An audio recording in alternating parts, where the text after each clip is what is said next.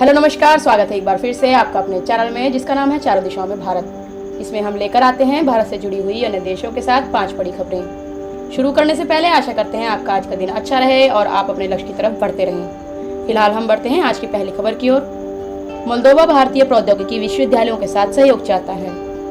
अपने उच्च शैक्षणिक मानकों और विश्व स्तर पर मान्यता प्राप्त डिग्रियों के लिए प्रसिद्ध मोल्दोवा की तकनीकी विश्वविद्यालय UTM भारतीय छात्रों तक पहुंच रही है और प्रतिष्ठित भारतीय प्रौद्योगिकी विश्वविद्यालयों के साथ सहयोग की मांग कर रही है।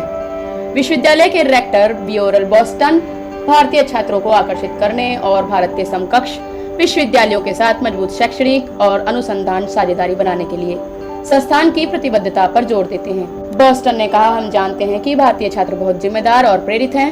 हम प्रतिभाशाली छात्रों की तलाश कर रहे हैं जो हमारे शैक्षणिक समुदाय में शामिल होंगे। हमारी शिक्षा का स्तर बहुत ऊंचा है और UTM से डिग्री और डिप्लोमा दुनिया भर में मान्यता प्राप्त है। इसका मतलब है कि आप स्नातक या मास्टर डिग्री के लिए यहाँ अध्ययन कर सकते हैं और आपका डिप्लोमा विश्व स्तर पर मान्यता प्राप्त होगा। उन्होंने समझाया, वर्तमान में UTM एक विविध छात्र निकाय के बीच लगभग 400 अंतर्राष्ट्रीय छात्रों की मेजबानी करता है।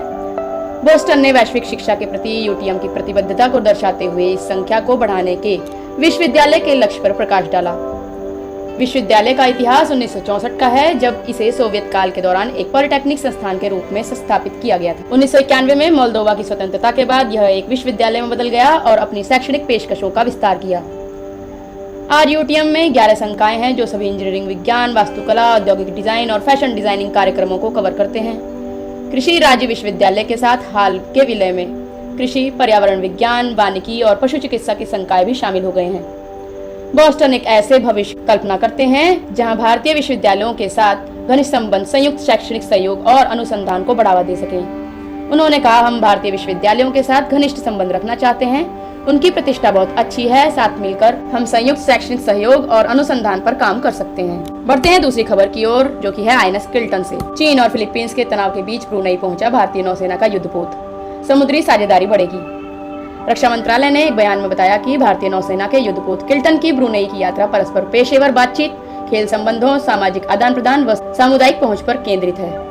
ये पहलू दोनों देशों व नौसेनाओं के साझा मूल्यों को प्रदर्शित करते हैं। बता दें कि दक्षिण चीन सागर में फिलीपींस व बीजिंग के बीच तनातनी के मध्य भारतीय नौसेना का युद्धपोत किल्टन ब्रुनेई पहुंच गया है। मुआरा पहुंचने पर INS किल्टन का रॉयल ब्रुनेई नौसेना ने गर्मजोशी से स्वागत किया। यह यात्रा दक्षिण चीन सागर में भारतीय नौसेना के पूर्वी बेड़े की परिचालन तैनाती का एक हिस्सा है। इससे दोनों समुद्री राष्ट्रों के बीच मित्रता व सहयोग और सामरिक संबंध अधिक मजबूत होंगे। ये पहलू दोनों देशों व नौसेनाओं के साझा मूल्यों को प्रदर्शित करते हैं।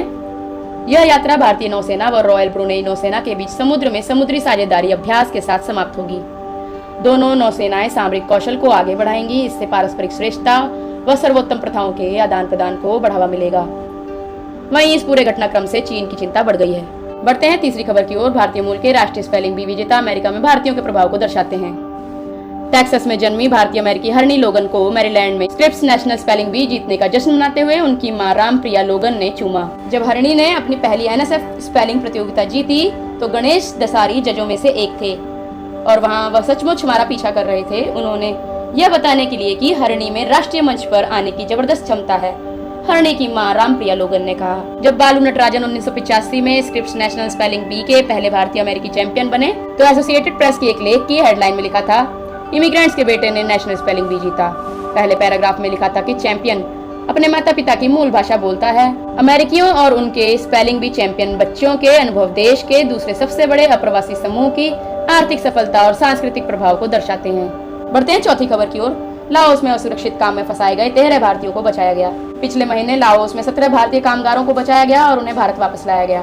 दक्षिण पूर्व एशियाई देश में भारतीय दूतावास ने रविवार को बताया कि लाओस में अवैध काम के लिए फुसलाए गए 13 भारतीयों को बचा लिया गया है और उन्हें घर वापस भेजा जा रहा है। सर्वोच्च प्राथमिकता के रूप में भारतीयों की सुरक्षा और भलाई करने के लिए हम निरंतर प्रतिबद्ध हैं। दूतावास ने 13 भारतीयों को सफलतापूर्वक बचाया और वापस लाया, जिसमें अटापेऊ प्रांत में एक लकड़ी के कारखाने से 7 उड़िया श्रमिक और गोल्डन ट्रायंगल SEZ बेकयो से 6 भारतीय युवा शामिल थे। सर्वोच्च प्राथमिकता के रूप में भारतीयों की सुरक्षा सुनिश्चित करने के लिए हम प्रतिबद्ध हैं।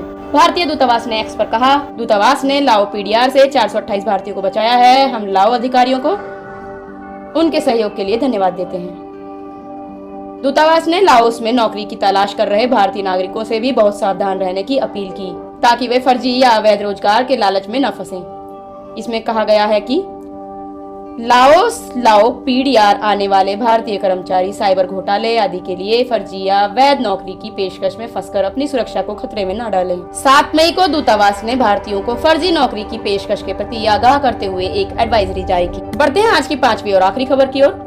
कौन है भारतीय जज तलवीर भंडारी, जिन्होंने अंतर्राष्ट्रीय न्यायालय में इजराइल के खिलाफ दिया फैसला। अंतर्राष्ट्रीय न्यायालय ICJ ने बीते शुक्रवार को इजराइल के खिलाफ बड़ा आदेश दिया, जिसमें उसे राफा में सैन्य कार्रवाई तत्काल बंद करने का आदेश दिया गया था। इस आदेश के पक्ष में फैसला सुनाने वाले न्यायाधीशों में से एक नाम जस्टिस तलवीर भंडारी का है, जो ICJ में भारत के प्रतिनिधि हैं। अंतर्राष्ट्रीय न्यायालय का फैसला जस्टिस भंडारी समेत 13 न्यायाधीशों के समर्थन से आया था, जबकि 2 जज इसके विरोध में थे।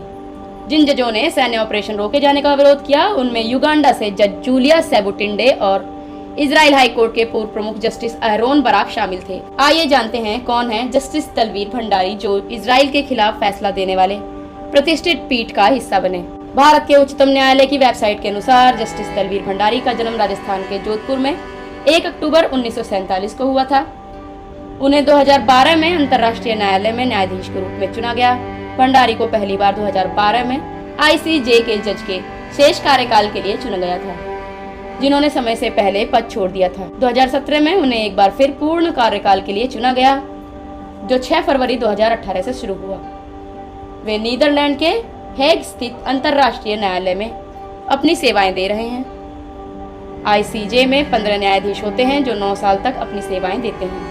इनमें से 5 हर तीसरे साल सेवानिवृत्त होते हैं। आशा करते हैं आपको हमारी न्यूज पसंद आई होंगी। कल फिर हाजिर होंगे 5 नई और बड़ी खबरों के साथ। तब तक के लिए धन्यवाद।